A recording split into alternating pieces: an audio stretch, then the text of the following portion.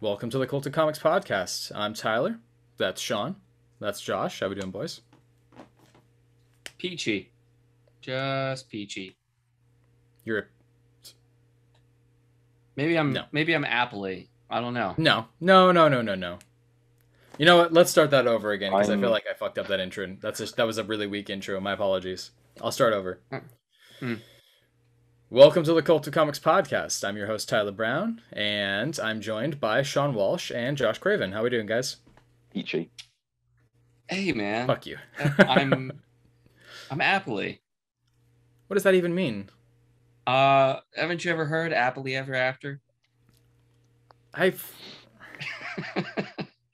You know what? You give me a hard time for making conversation about waffle stomping down the drain in the shower, and then you make these terrible, terrible puns. I thought that's why I was on the show, was for the dad jokes. I don't know if you are anymore. I It's don't know. been I I thought don't that's know what if I brought. I brought that to the table, and if I don't bring that to the table, what even am I? You are Give me like an existential crisis. You are a white Midwestern father, and I half expect you to do a Werner Herzog impression most of the time, just so you can be like, "Would you like to see the baby?" Woo woo woo woo, and then just show off your kids like you usually do. Yeehaw! You fucking ha, brother. And today is Sunday, September 26th. We have just completed our news segment episode. Go check that out when you can. And today we're going to talk about Why the Last Man, the TV series that has been premiered on Hulu for 2 weeks now. And the fourth episode has gone up, but this will be encompassing the first 3 episodes of the show. And as a dedicated fan of Brian K. Vaughan's Why the Last Man, I am very excited for this show to finally come to fruition. Yeah, and this series also holds a special place in my heart because Why the Last Man was the first ever creator-owned series I read. was it really? Neat. Yeah, I got Okay. into comics around late 2014, early 2015, and it was mainly your DC, Marvel stuff. And Sure. I'd heard a lot about this series, and I probably read this like mid 2016. So I remember That sounds about right. bits and pieces, but I don't remember I don't remember a lot of details about the story. Yeah. I remember This the was one end, of the I ones remember that- the beginning, and I remember bits from the middle, but I don't really remember a lot of the story. So going into the TV show, I'm noticing differences and stuff I don't remember, but that could just be me not remembering stuff that was in the show, in the comic series. Yeah. What stuff are you seeing that's different from what you remember, or at least what you can recall? Well, obviously the show's focusing on more characters. This comic series is very much from Yorick's point of view, if I remember correctly. They've definitely changed the trajectory Yeah. of many of the characters that were in the comic. Yeah, so now we've got Yorick's mother and also Hero as they've got their own storylines in the show, whereas in the comic we only saw them when Yorick was Present. with them. Yeah. Well, don't get me wrong. It definitely was more of like a background plot, but it's not as if the entire thing was just focused on only Yorick and his moving No, forward. I know there was stuff A going on in the lot of background, stuff. but we didn't tend to see it going on. It was more happening behind the scenes. Yeah. And we just So, sort of see it when Yorick saw it. Most things don't really contradict anything from the comic. These all could still be things that happened in the comic, but we just hadn't seen.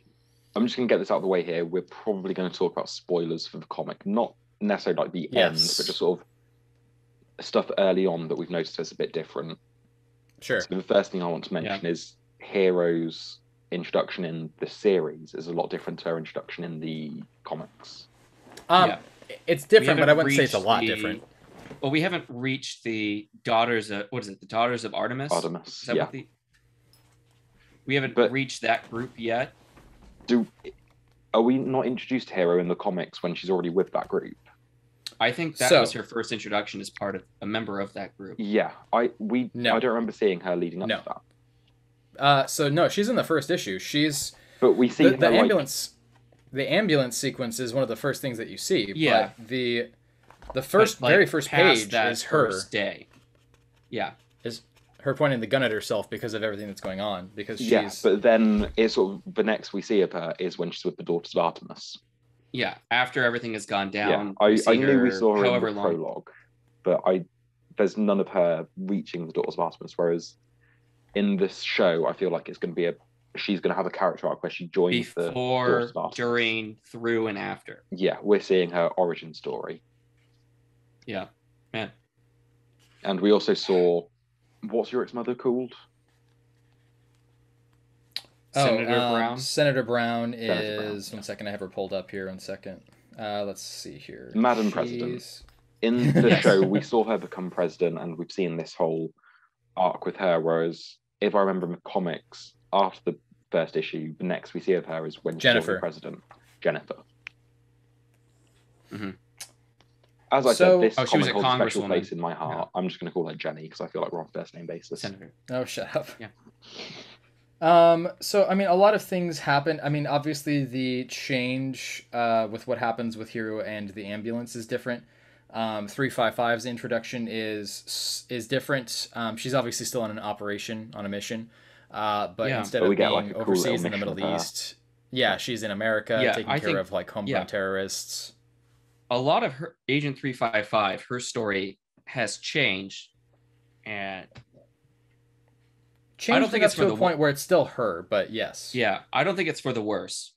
No. To get her more integrated into the storyline and not just be somebody that takes on Yorick as, like, taking it and being like a bodyguard for him.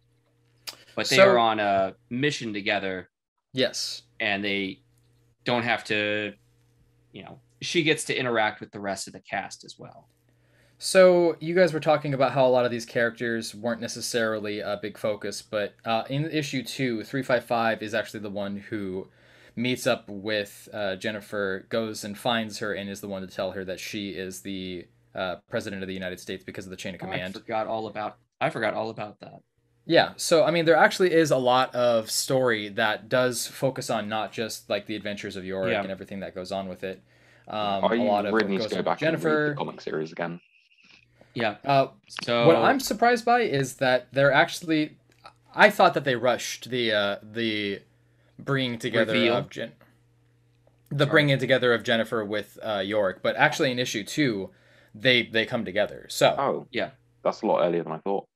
Yeah, I Yeah, would I guess mean- like 5 or 6 or something. Oh yeah, me too. I thought the exact same thing, but I just didn't realize that, it is a pretty fast paced book realistically.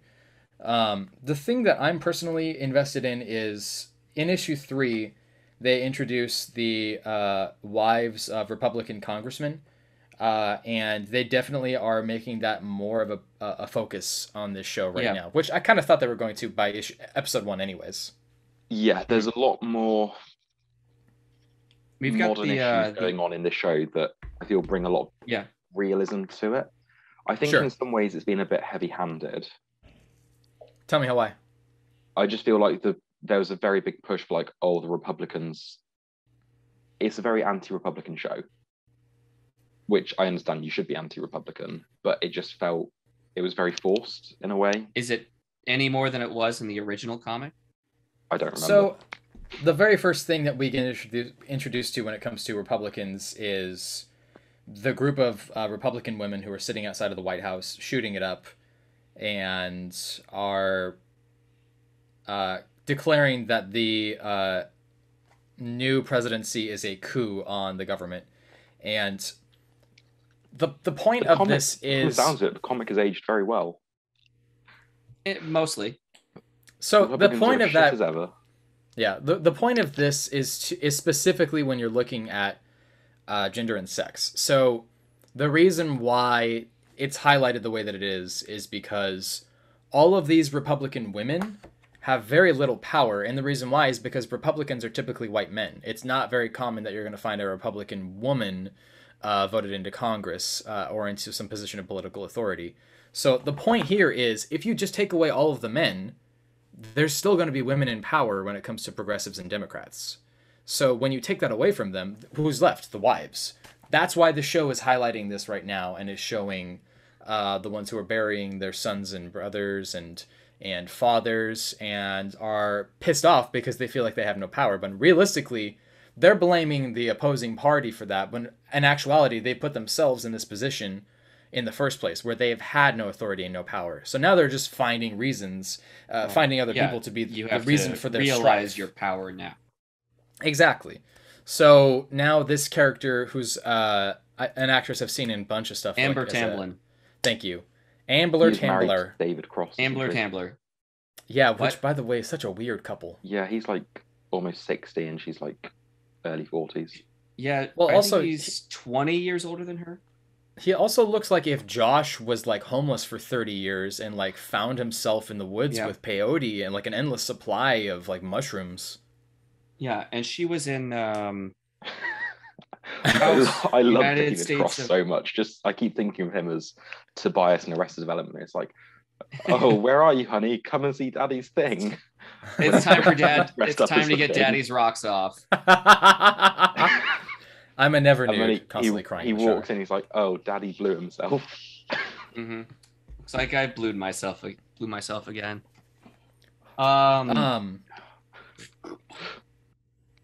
Go ahead. So I was just laughing about David Cross. yeah, one of the things that has changed is that originally in the first issue, Beth is already in Australia. Yeah. Yes. And Yorick goes on his quest to find his way to Australia to be with Beth. But now in the series, she starts off in New York, basically about to leave for Australia. So the question kind of becomes, now the whole world is basically like, you could look anywhere. Sure. So a couple things about that I actually really like. I like the choice to make Beth put into this position because I think that it removes the shroud, the perception of who she is through Yorick's lens, and instead we get to see her as well as Yorick's lens. Yorick has said we're engaged, even though she didn't say yes. He's very much a believable loser in this. That's kind of the point, is he's the last guy and he's a loser. Exactly. And I think that they did a really good job of really characterizing the humanity of these characters without making them like hated. Part of my problem with Beth in this though was in the comic, Sean's racist. She is in Australia. Oh yeah, she's black. Was she redhead in the original comic? No, I'm joking. Platinum blonde. In the comic, she she's just very looks much mixed race. She's over in. It doesn't really matter. She's over in Australia, and like he can't get to her. That's very much the driving point of his character, is he needs to travel the ocean and get to her. Whereas in this, it's kind of like she's in the same city and she didn't come back for him. Why am I supposed to root him to reach her? In the comic, you're very much rooting for. Well, I mean, Yorick why to would she find go her. back for him if she just assumed he's dead? I don't want to go into his apartment if he's dead. Yeah. She just walks in and he's still in the straitjacket, hanging upside down, dead. I'm just gonna sneak right through here, grab my shit, and get out. I think but that in the comic, you are really rooting for it. You want him to finish his mission and be happy, and then it is a driving force from all of the series. But in this, I don't want him to get back with her. I'm just kind of like, forget her, man. Like, she's not good for you. But I think that's good because we the audience know that it's a fruitless endeavor and that there's actually the bigger issue at hand here. And in the comic, you understand that anyways. Make him look even more like a loser. Like, here you have this grand purpose that you could be helping with, and you're just still going over your girlfriend that rejected your proposal. Yeah, which realistically, I don't necessarily blame her for. Speaking of him being a massive loser, one thing I do want to give the show a lot of praise for is the casting of Yorick. Yeah, absolutely. I haven't seen him in anything, but he is I don't great. know who he is, but I'm watching it and I'm like, okay, yeah, this is Yorick. Like, this is one of the most perfect castings. So when he's in the dry cleaner's shop and he's just like cowering and groveling naked on the floor, like he really sold that scene. Mm-hmm. And I was so happy his opening scene's him in the straitjacket upside down. Yeah, because that panel is one of the things. Yeah, that panel is one of the few things I vividly remember from the comics. Yeah. And So the first episode, the first scene that we have is Yorick going around spray painting sides of buildings to send messages to Beth, rescuing Ampersand from the Oh my falling. god, we haven't even mentioned Ampersand yet. The falling helicopter, and it's like you blew your load in the first like 2 minutes. The big reveal at the end of the episode is supposed to be that Yorick is still alive after everything, and you've basically taken all the wind out of the sails of that last couple of minutes. Yeah. Like, I feel like you could have sandwiched that together where you have just the mystery person in a poncho and mask doing things with, ampersand, and then how the reveal at the end that the person is. I feel like the Yorick. fact that the show's called The Last Man might give some indication. I know, but still, he's like, alive. Especially it's a considering normal in the comic, structure to in the comic, have that big reveal. He's on the front cover. So yes, still, like, but you're ruining it's the reveal also, at the end. It's also that, I mean, in issue 2, he is walking around with the gas mask and the poncho and everything, and then interacting with, I think, a garbage truck driver. I wanted to just mention, by the way, that Hero was, in fact, hidden away, at least until the end of issue 5, where she's got her boob cut off, and she's a part of the Sisters of Artemis. Artemis, yeah. The Amazonians. And, I do like what's going on with this portrayal of Hero. Mostly because I do agree that, she has been, interestingly, kind of a character that was just kind of like pushed to the side. I think that they also wanted to have an opportunity to grow more characters that were trans. The actor that plays the trans man in this, that's I think one is thing. The character's name is Sam, mention. played by Elliot Fletcher, who is trans. I was very confused when those characters were introduced. Because I know exactly what's going on here. Yeah, I didn't realize at first. I was like, okay, so he's not the last man. Oh, And I mean, really that only lasts for okay. like a minute. Yeah. That confusion is supposed to be there until they talk about the doses of testosterone. Yeah, but even when But they spoke now- about that, it didn't click in my head. And it isn't until later on when Hero goes back and he's on his own and he's like crying that they took the testosterone that it fully clicked in my head. And I was like, oh. So That's because you're a TERF. I think I was like playing on my phone. You live on Denial. TERF Island. I'm not surprised by that in the slightest. I you think got it's an interesting plot point to have in, but there was one line that I disliked and it felt very heavy-handed. And it's the scene where the president's like, or Yorick's like, oh, so I'm the last man alive. And the president's like, no, we found lots of men. You're just the only one with a Y chromosome. And it felt very much factual. like, yeah, but just the way it was delivered and like what was in the line, just if she had turned and winked at the camera, I would have been like, yeah. So the reason why I think that maybe scene was we'll- specifically highlighted as a sentence, it was because when you think it's not just about our public perception of manhood and everything. It's also that Yorick is very much one of those people as well. I mean, we catch ourselves doing it all the time. I get that, and like I think it's going to bring an interesting perspective to the show having this storyline or this. Yeah, the only thing Would I say left to storyline see or is how they treat, subplot? say, intersex. Subplot, yeah. Yeah.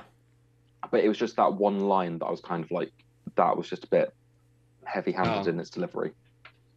I didn't really feel that way. I thought it was just, you got to say it like that to get it across. I get. And clearly, like so- I missed like the first scene where I missed they were trans. So Yeah, so clearly with it needed to be Hero explained. and Sam very heavily telling Hero that they need to go see the president, I think what's going to happen is they will get there. They will see her, Mrs. Brown, see President Brown, and Sam looks just enough like Yorick that they're going to try and say, you didn't see Yorick, you saw Hero's friend, but we can't, have him walking around and have people thinking that there's guys all over the place here. That's actually that's a good point to make. I haven't seen episode 4 yet, but I wonder if they're going to try to do that.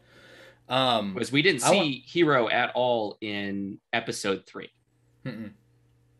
I just have to ask, do we think that 355 shot down the copter in episode 3? Yes, definitely. I do too. Yeah. So while she is very skilled, very capable already, in the comic, I had imagined her being maybe a little higher up the totem pole. She's still she is very capable, but she still seems like new to the whole agent business.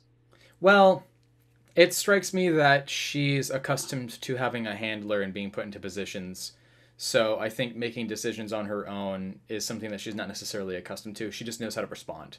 And that is something that we have seen in the comic as well. I think that the choice here to have her seek out her own sense of purpose is an interesting one. It doesn't strike me that she's new in the show so much as this isn't necessarily the first time that she's had to do something like this, and she's just trying to grab the reins of control that she can right now, because I mean this is a new Well, thing I mean, for they're everybody. giving her some sort of struggle, something to overcome, versus in the comic it seems that, you know, she's already well established in her profession. Yeah. I see what you're saying. Yeah, okay. I think that So instead of being like, you know, I don't know, maybe mid 30s in the comic, now they've put her mid to late 20s. Sure. I feel like the thing that I'm seeing, the thing you're seeing are similar. So what I'm seeing is a struggle for her as a difficult decision to make, but ultimately one that she knows she needs to make and does, is the decision to kill innocent people because she's, when the helicopter explodes and it's going down, she is reassuring herself that she did the right thing. She's not as hardened yet to the whole business. I mean, it's not the first time that we've seen her struggle in the comics. She obviously doesn't blow up the helicopter in the comic books, but she does have a hard time. It's a question of like losing her humanity, and I think that that's a good characteristic to have, because otherwise she's just a hard-edged murderer who's just willing to kill anybody at the drop of a hat, right? Yeah. It's also a show, so we have to be able to capture certain emotions more, right? Like we have to be able to stare at a screen watching them stare off into the distance and know that they are zoning out because of this horrible thing that they've done, or that they are tense in their eyebrows when they're talking to and trying to reassure people that they know they're going to have to kill, or the throwing up in the bathroom because you ate too much spaghetti because it's been so long that you ate, but you just wanted to fill yourself up. Yeah. I mean, there's just certain choices that are going to be made that are going to enhance the humanity of these characters enough as it is. I agree with what you're saying. I guess I'm just saying that I don't see it necessarily as she's less experienced so much as she's just not accustomed to making a decision like that when it comes to people who would be deemed innocent. Because, I mean, the people she blew up at the beginning of the episode 1 was homegrown terrorists that were trying to do who knows what. Maybe they were just neo-Nazis or whatever. You know, super, you know, that doesn't faze her. But questionable things like, do I kill these other people that are helping us and could help us in the future? And it's not a, you know, just or righteous kill or anything like that. Yeah. That she's questioned. Yeah. She has to reassure herself. I'm more curious about why there hasn't been an introduction to the villain for the very end arc of the storyline, the one from Israel. Well, I think that's going to happen when she'll probably be like a bodyguard or somebody assigned to the other, I can't think of the lady's name, that's also laying claim to being president. Because she is over in Israel, so she might... Yeah. Was it a Mossad agent? Yeah, she is. She's... the first scene we see of her is her shooting rubber bullets above kids' heads, Palestinian kids' heads. Which, I mean, for me, prior to reading this, I didn't understand why that was so important. You know, the Israeli-Palestine conflict was not something I was very eerily familiar with. Yeah, but this comic is 20 years old. Started 20 years ago, almost. Yeah, and it's still relevant to all of the things happening today, which is very fucking unfortunate. The decision... I mean, I'm not going to go into the very end of the comic book because we can, you know, wait for later for that. But I think let's talk about issue 60. Yeah. I have the fucking tattoo on me, man. It's one of my favorite things I've ever read. What does it Last say? page of the book. Alas, it's the last. Alas. It's the name of the Oh, last chapter. okay. Yeah. Right. So I think either episode 4 or episode 5. Well, episode 5 is called Manhunt. So I think at least by episode 5 we'll be introduced to Dr. Man, Sure. which I hope so. is a great name choice. There's this entire story is a fantastic collection of properly named, properly placed character names, places, things. And one of the things that I love the most about this is the choice to name the main hero of the story Yorick. Meanwhile, his sister's name is Hero. And they even go into, like, his name was Yorick, his dad loves Shakespeare. Yorick is a character that's killed off screen. The entire purpose of that character is to die off screen and be the inspiration for Hamlet. It's a clown. He's a clown who is only known as the dead character in the play. Hero Never present alive. Never. No, not at all. The entire purpose of that character is to be the dead character who inspires and leads the story moving forward. And that's a beautiful case of irony with this. Let me ask you two a question. Sure. You're both Brian K. Vaughan fans. Okay. Yes. Which is better, Saga or Y? As of right now, why? Yeah, they're both the same length right now, but Saga is still ongoing. It is, but I feel like with Why the Last Man, you can read 1 through 60, and there's going to be ebb and flow in the story arcs. Different things happen. Sometimes the characters will get a little off track from certain things, but there's just so much about it that just feels consistently thought-provoking, good. You care about the characters. I mean, again, I've never yelled at a book before until I read the ending of Why the Last Man. I have enjoyed reading Saga a lot. I think that it's going a direction I didn't expect it to, but it feels more of like a process of experimentation than anything. They're very different. They're very different comics. Like, Saga is almost like a soap opera. Yes. Versus Absolutely. Why the Last Man is like an epic. Very hard sci-fi. I would compare it to a traditional epic. Like, the purpose of the Epic of Gilgamesh or Homer's Odyssey is to get to the end point. It is an epic, Yeah, you know what I mean? They're all epics. Saga is an epic as well, but it's very much a soap opera. Let me put it this way. When you compare an epic to a space opera, the purpose of the opera is to have a series of events that have a foothold in the development of characters, the death and growth of characters. Whereas with Why the Last Man, as an epic, as an arc, is this theme that carries throughout. And while they'll have similar story structures, you're going to have a beginning, you're going to have an end, you're going to have a conclusion that very specifically highlights a irony or a revelation that is going to be contradictory to the development of the plot of what you expected, in such a manner that ultimately resolves the hero's journey. And that's the irony about how this book ends with these characters in so many regards, because of what happens with Yorick, with Hero, and 355. Especially with Private Benjamin, the Mossad agent. Okay. There's a lot of this that if anything, obviously comparing this to a lot of Shakespeare would be good, but I think that it would be also important to look at a lot of traditional Greek epics as well. You already know, mentioned the Odyssey. Yeah. Do you guys know why Alas was used as the last chapter? Because of the line from Hamlet? That's part of it. Okay. If you Google image search the word alas, you're going to find wings. And that's because of the Latin root of the word, which is to imply freedom. You see what I'm saying? I see that. Yep, lots and lots of wings. Mm-hmm. An expression of grief, pity, or concern. Just very, very taking the conversation left field for a second. When you hover over your internet browser icon on your screen, if you press the wheel as the button, it opens a new window of it. Look at you. Like a fresh You made a tab. whole new discovery. I know. A whole new world. What browser are you using? Chrome. Okay. Get out of here.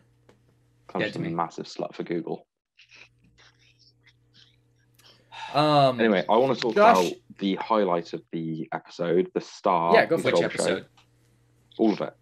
Ampersand. Oh, yeah. I am so happy with how he was handled in this. Me too, but I definitely kind of wish that they actually got a real capuchin. So do I, but the CGI for him is amazing. He's CGI. Yes. I Shut didn't up. even realize that. Shut the hell up. Yes, you did. Did you really not? No. Oh. Oh, Josh, your poor sweet eyes. You can train monkeys to do things. You can train monkeys to do things. That is a factual statement. I couldn't tell that it was No, CGI. I didn't even think that they would use CGI when you could. The CG is excellent. Well, it didn't occur to me that they would do CGI. I figured they would just have, trained caption monkey. Maybe it's too expensive. I don't know. Yeah. I don't know. If friends can afford it, then This show I know, doesn't it have doesn't Friends make kind any of money. sense. You think this has we're Friends talking money? we're talking first or second season of Friends. Yeah. True. The monkey probably got paid more than the cast. It was second Marcel. season. Marcel, he won't stop humping everything. Maybe that's why. They just didn't want a monkey throwing poop and humping at everything. Well, that throwing poop is pivotal to the story. Well, it is in the That comic, won't but they stop didn't Mel do that in the Gibson first getting fired. episode. Yeah. Oh my god. Yeah. If they had only shown that. I actually kind of wish they did, because that seems to be a really integral part of the series of like, okay, well, why are these two Y chromosome Of individual the mammals? of the 3 or 4 possible explanations. So they do the Dr. Mann explanation, the ampersand explanation. They do the, what are the other ones? I can't remember off the top of my head, but I've read I just have that number in my head that there were 3 or 4 different possible explanations. The Russians, right? Because of the Russian astronaut that survives the crash. I wanted to mention the astronauts. Yeah, I wonder when we'll be introduced to them. I mean, they don't get introduced until like what, book 4? It is later on, but I thought they might just have like some communication, just a little bit of world building, like, oh, has anybody been in touch with the astronauts? Nobody's been in touch with the astronauts this first couple of episodes to realize that there's still like two dudes up there. I feel like that would have been noteworthy. Anything when they're talking about all the different things. Well, I mean, that's one thing. I just remembered a big complaint that I had with the first episode, but we'll come back to that. I was just going to say that one thing to point out is they did mention that the Russian government has been lying to the people and saying that their men in government survived and then they broke in. So they at least mentioned Russia. On the video, I'm just going to put a shocked Pikachu meme when you said the Russian government lied. Yeah. But that would have been something to bring up when Yorick's like, oh, I'm, the last guy with a Y chromosome. Oh, also, those 2 guys up there, but, they're up there. Well, I mean, they didn't really recognize, I mean, they have so many other things going on in the world right now. Yeah, but they're still going to be like, part of it is, now versus 20 years ago, you do have more women in all sorts of other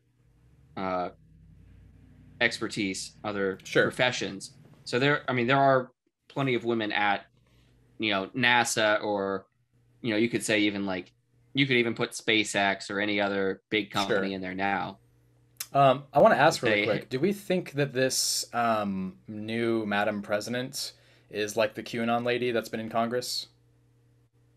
Kind of, yeah. Marjorie Taylor Greene? Any of them. Yeah. Well, I feel like they're highly inherent specific. We try and like kind of shoehorn in, this is our representation for her, or what's the lady out from the Midwest from? What lady from the? What do you mean? The gun show Barbie. I can't think of the lady's name. We're in the gun themed restaurant. Oh, yeah, I forgot about her. I can't remember, but I know what you mean. So like kind of an amalgamation with these two, but we're also going to make her older.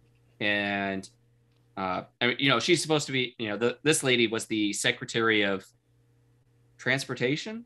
Something I can't like remember. that. She's a, you know, secretary of one of the departments. So Yeah. much more of an elder statesman. Mm-hmm. It's Or not even. Maybe she's from outside. This to me, it strikes me that they're going to build up towards the inevitable fate of Jennifer Brown and her position of power pretty soon. I imagine her run will conclude probably with season 1. I would be surprised if it goes farther than that. Yeah, I mean, you got Diane Lane, who knows how long she's ready to do a TV show for after being a film She's star. doing great. Well, I mean, like, you get a film star to come do TV, and they usually stay for 1, maybe 2 seasons. I think, like, you know, Matthew McConaughey in True Detective, or... Well, yeah, but True Detective is its own unique thing because every season has a collection of good, famous, you know, film actors. Yeah, I know, but I think you maybe do that because you're ready to stay for 1 season or something like that. Yeah, okay. I wanted to circle back to one of maybe the complaints for the first episode, which, like Sean, it's been a while since I've read the comic.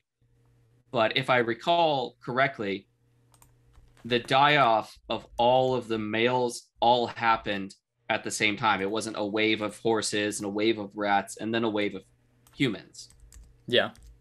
It was all the cows and all the horses, all the rats, all the men, all died at the same time as this wave moved across the world.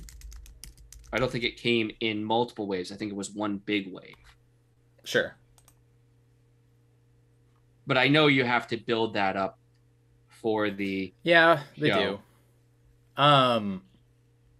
So I'm kind of maybe ambivalent to the change, but that was a kind of a bigger change from the comic. I mean, there's been a lot of big changes. I mean, we haven't even been introduced to Dr. Mann yet. There's no introduction to... I think we're getting about the right pace for introducing Dr. Mann, which is going to be either episode 4 or 5.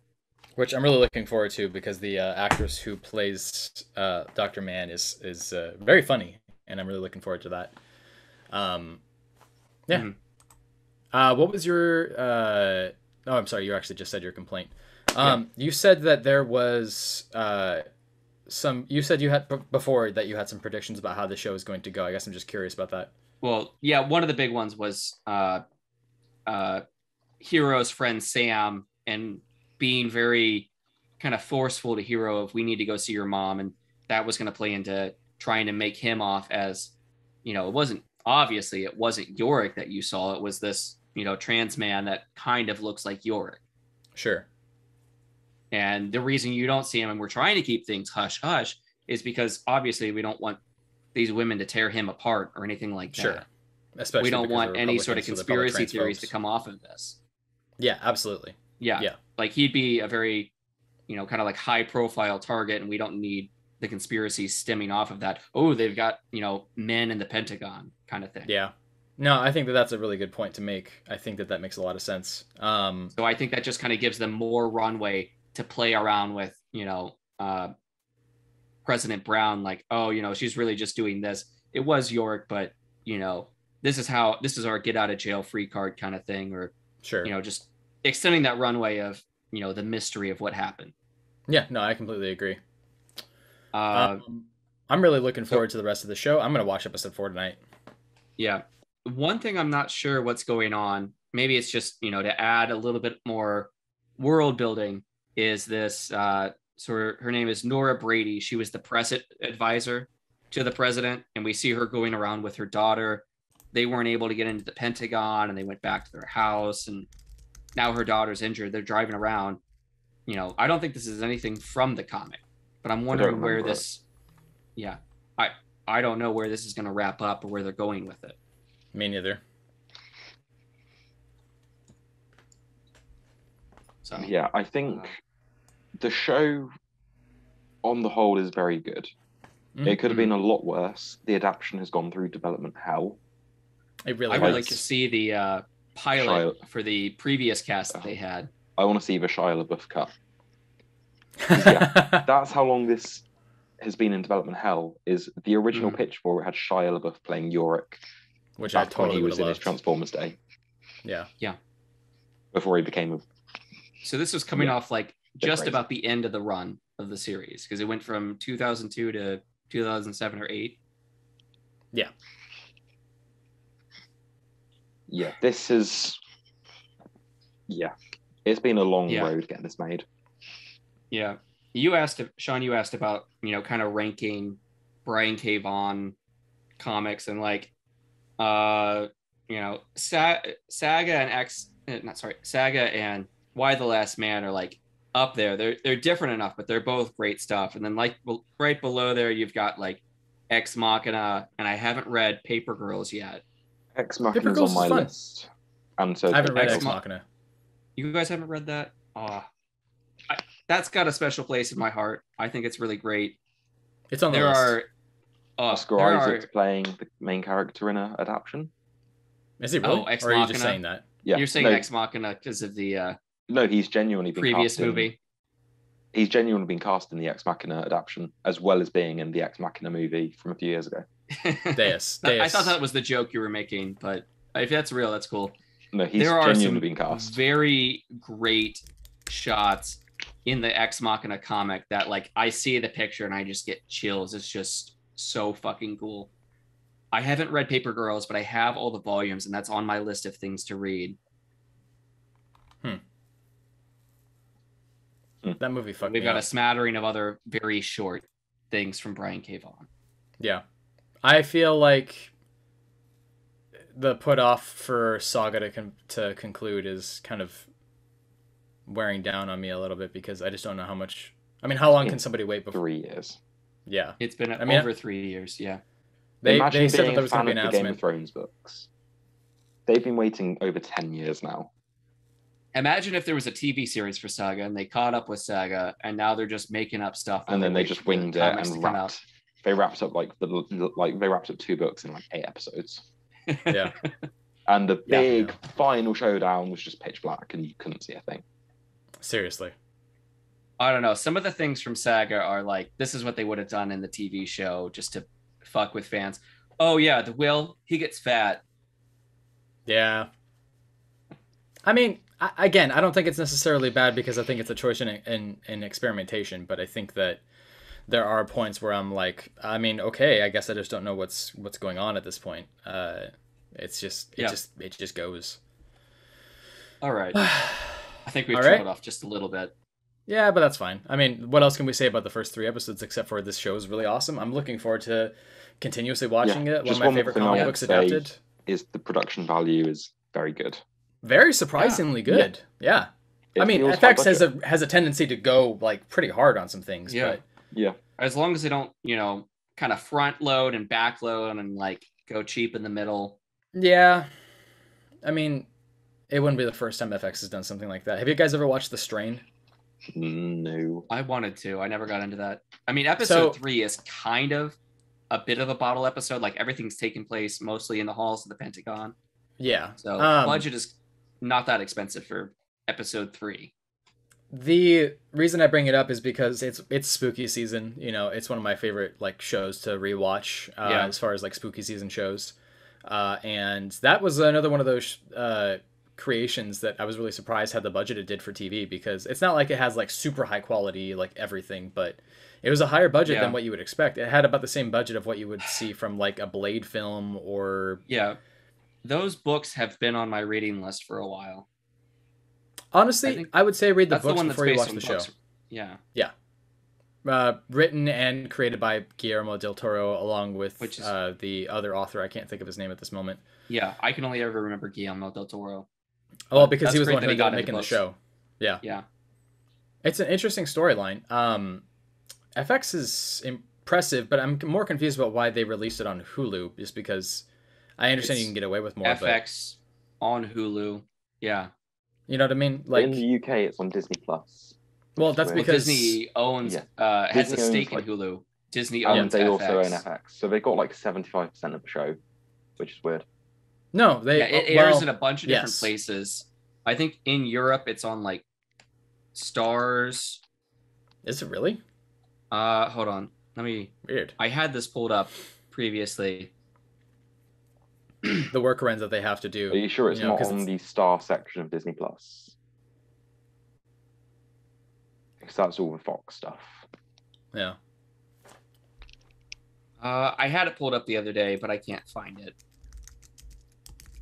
The entire first season. Oh yeah, the entire first season of Why the Last Man is directed by women.